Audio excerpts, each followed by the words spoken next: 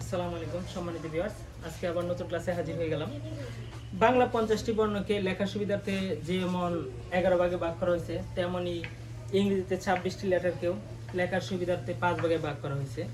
আমরা 1 নম্বর ভাগের বর্ণগুলো পূর্বে পড়ছিলাম। 1 নম্বরে 8টি বর্ণ ILUFESTJ, ঠিক তেমনি 2 নম্বরে 7টি বর্ণ, 2 নম্বরে 7টি বর্ণ NBWIMXA। এটা মূলত ভাগ করার উদ্দেশ্য হচ্ছে গিয়ে যদি একটা বর্ণ লেখা যায় তাহলে 7টা বর্ণের ধরন মোটামুটিভাবে একরকম, যে কারণে এই ভাগগুলো করা হয়েছে যেন বাচ্চাদেরকে বোঝাইতে সহজ হয়।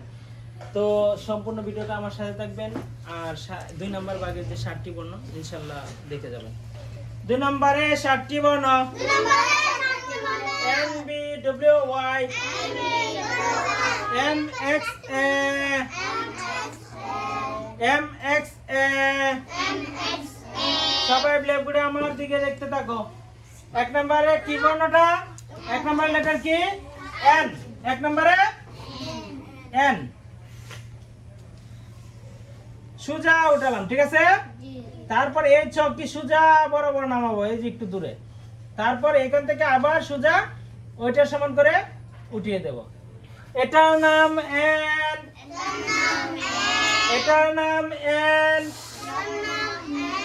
N কে মোটামুটি ভাবে একটু ডিজাইন করা যায়, হ্যাঁ? যেমন এই যে ধরলাম, এই যে দিলাম একটা, ঠিক আছে?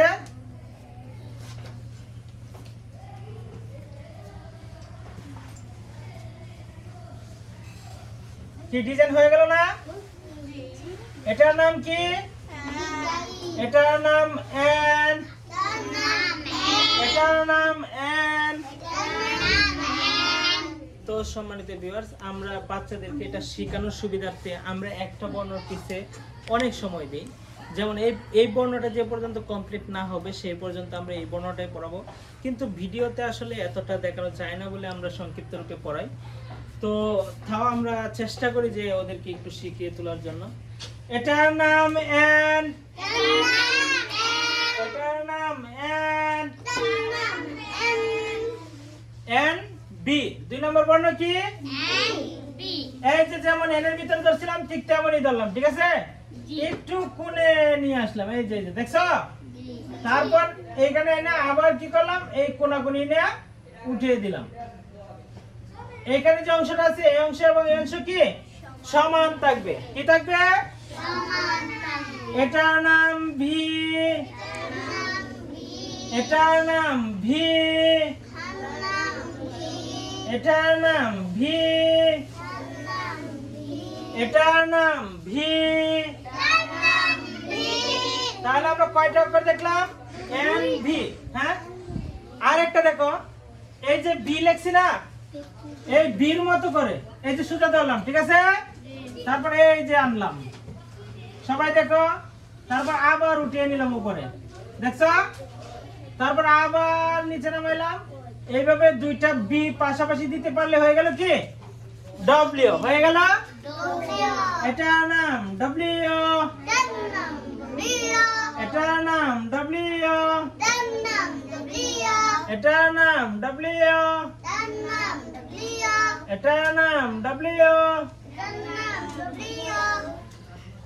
এটার নাম কি? আমরা কি পেলাম? NBW, NBW। এখানে ডব্লিউটা কি করে লিখলাম? পাশাপাশি 2টা বি একসাথে যুক্ত করে লিখে দিলাম, একসাথে কি যুক্ত করে লিখে দিলাম। সহজ না? সহজ। প্রথমে লিখলাম N, N এর মধ্যে দেখো এই যে একটা বি অংশ আছে, আছে না? আর পরে লিখলাম কি B, দেখো B সম্পূর্ণ করলাম। তারপরে 2টা বি পাশাপাশি ধরলে হয়ে গেল W, 2টা বি পাশাপাশি ধরলে কি হয়ে গেল? W, NBW। তারপরে কি? NBWY, W। এই যে দেখো, এই যে প্রথমে কি দিছিলাম? B দিছিলাম না? এই যে B দিলাম, আবার কি দিলাম? B দিলাম। কি দিলাম? এই B নিচে এই যে চক ধরে যদি এটা সোজা নামিয়ে দেয় তাহলে হয়ে গেল Y। এটার নাম Y, এটার নাম Y, এটার নাম Y। দেখলাম N B W Y W Y. এখন দেখবো এম, এখন দেখবো কি এম। এই যে দেখো নিচে ধরে সোজা উপরে উঠিয়ে দিলাম, দেখছো?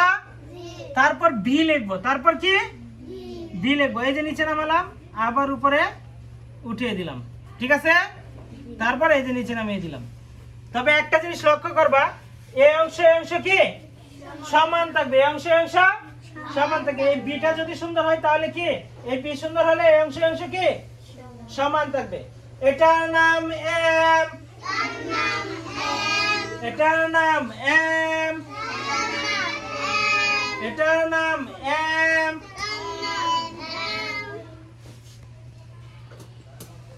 এখন কি রইল এক্স, এক্স কি এই যে সোজা চোখ ধরলাম, দেখছো? দেখছো এই সোজা না ধরছি না, এই চোখ এই যে দেখছো, এই চোখ কোনাকুনি টেনে নিব, এই যে টেনে কোন পর্যন্ত নিব, এই বর্ণের সোজা রেখে, ঠিক আছে? তারপর এই অংশ আর এই অংশ সমান রেখে, যেমন এখানে যদি আমি সমান করি তাহলে এখানে পড়বে, ঠিক আছে? ঠিক আছে, এই সমান রেখে আমি কি করব, এটার মাঝামাঝি অংশে আবার টেনে আনবো। কি করব, মাঝামাঝি অংশে আবার টেনে এনে এই অংশ অংশ কি সমান রাখবো। এইখানে একটা বীর শেপ আসছে, দেখছো? এটার নাম কি? এটা যদি না রাখে এখানে বীর শেপ আসছে না, এইভাবেই। এটার নাম এক্স,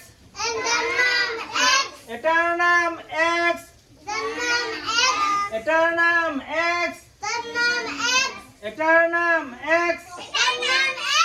তাহলে আমরা এখানে কয়টা বর্ণ পেলাম? 6টা। কয়টা? N B W Y M X. বাকি রইল কি? বাকি রইল, বাকি রইল এই যে চোখ নিচে ধরলাম, দেখছো? এই যে চোখ ধরছি, দেখছো? এই চোখ সোজা কোনাকুনি উপরে নিব, দেখলাম? তারপরে এই কোনাকুনি আবার কি নিচে নামিয়ে দেব, দেখছো? এইখানে দেবো মাঝামাঝি অংশে, এই সাইডে দেবো ধরে, তারপরে কি করব, এর সাথে যুক্ত করে দিব। এটার নাম এই। এ আমরা কি পড়তাম আগে? এ আমরা কি পড়তাম? এ। এটা কি মূলত? এটা পড়াটা হচ্ছে এই, এই কি এটার নাম এই, এটার নাম এই, এটার নাম এই, এটার নাম এই, এটার নাম এই। সবাই ব্ল্যাকবোর্ডে আমার হাতের দিকে দেখতে থাকো।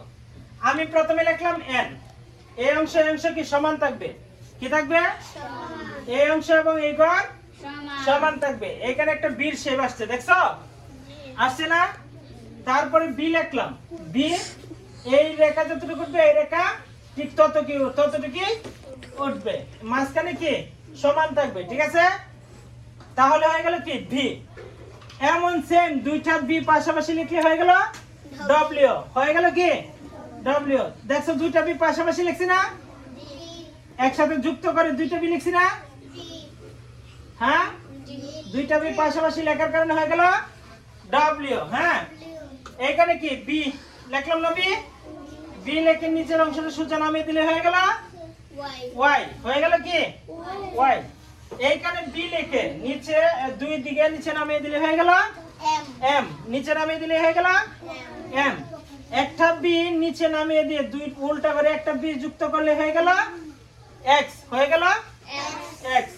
আর এফ তো আমরা জানি, ঠিক আছে? উল্টা বি লিখতে পারলেই হয়ে গেল এক্স। 2 নম্বরে 7টি বর্ণ N B W, N B W, Y M X, Y M X, এই। তাহলে আমরা কয়টি বর্ণ পেলাম? 7টি বর্ণের মাঝে কি এন এর ভির মতো আছে না? তো সম্মানিত ভিউয়ার্স, আমরা চেষ্টা করছি বাচ্চাদেরকে শেখানোর জন্য। আসলে এর চেয়ে আর সহজ পদ্ধতি হয় না। এটা নুরানি পদ্ধতিতে লেখার সুবিধার্থে এটা মূলত তৈরি করা হয়েছে। এটা নুরানি প্লে শ্রেণী থেকে প্রথম শ্রেণী পর্যন্ত আছে।